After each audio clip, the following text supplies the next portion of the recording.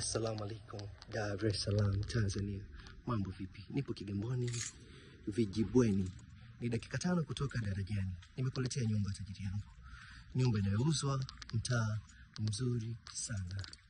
Yes, nyumba ni hapa. Ni nyumba ya vyumba viwili, sebule, na hivi vyumba viwili kimoja ni master.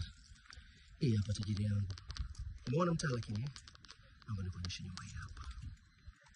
Nyumba inauzwa milioni 38, maongezi kidogo. Hii nyumba yetu kuna wapangaji ndani wanaishi na wanalipa kodi nzuri. Yes.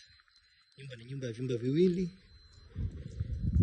public toilet, lakini kimoja ni master.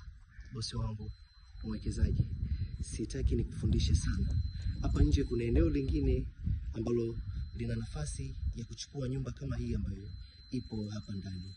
Karibu tajiri yangu.